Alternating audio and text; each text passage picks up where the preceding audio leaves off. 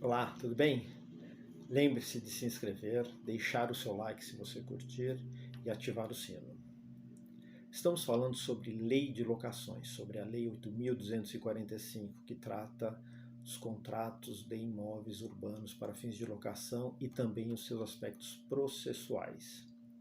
No vídeo anterior falamos sobre o conceito, sobre a definição de locação. E entre os elementos desse conceito está a cessão temporária de uso e gozo de um imóvel urbano.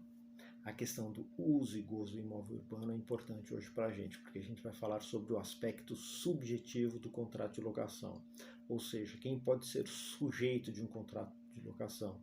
E sujeitos de um contrato de locação são os sujeitos principais de um contrato de locação, são o locador e o locatário ou inquilino. Pois bem, vamos começar pelo locador.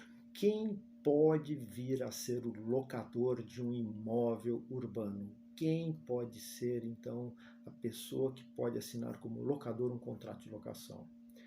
Primeiro, quem tem cessão de uso e gozo de um imóvel é normalmente o proprietário, porque, só para lembrar do vídeo anterior, a propriedade ela se compõe de quem usa, goza e tem a livre disposição do bem, ou seja, quem usa, quem utiliza o imóvel, quem goza desse imóvel. O que é gozar deste imóvel? É poder auferir renda, por exemplo, deste imóvel por meio do aluguel.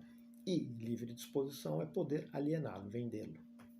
Pois bem, o proprietário ele tem o uso e o gozo desse imóvel. Então ele é a primeira pessoa que pode ser o locador de um imóvel, o senhorio de um imóvel. Mas só o proprietário pode ser?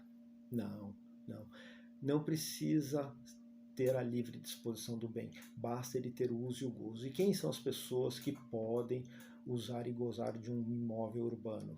Há diversas pessoas que podem, as que estão numa condição de possuidor, de usufrutuário, de comodatário, de fiduciário, de mandatário. Então, assim, existe um rol, um elenco bastante grande aí de pessoas que usam e gozam do imóvel. Porque justamente na locação é usar o imóvel e poder dele gozar. O que é o gozar? Só para explicar de novo, é poder auferir renda, tirar frutos desse imóvel. E o aluguel é justamente uma dessas situações. Essa é a situação do locador. E locatário, quem pode ser locatário? Bem, qualquer pessoa que esteja em condições de assinar um contrato, de assinar um negócio jurídico, de assumir obrigações de um negócio jurídico. Tanto seja a pessoa física, seja a pessoa jurídica. Isso é muito importante a gente deixar claro aqui quem pode vir a ser locador e locatário. A questão interessante é com relação aos entes estatais, se eles podem vir a ser locadores ou locatários. A lei, no artigo 1º, ela proíbe que União, Estados e municípios, suas fundações públicas, suas autarquias possam alugar, com base na Lei 8.245, os bens de sua propriedade. Então, o que a gente extrai daí? Que a União, os Estados, o Distrito Federal, os municípios, suas autarquias e fundações públicas não podem ser locadoras desses bens. Elas podem ceder o uso desses imóveis, mas aí não entra dentro da Lei 8.245, é uma outra regra. Com relação a essas entidades, elas não podem então ser locadoras, mas elas podem ser locatárias. A União, Estado, Distrito Federal, municípios, suas fundações públicas, suas autarquias podem vir a ser locatárias. Então isso é muito importante deixar claro isso aqui também com relação a essas entidades. Aí vem a questão, e a sociedade de economia mista e as empresas públicas? Bom, em relação a elas, a lei não faz essa restrição. Logo, empresas públicas, sociedades de economia mista podem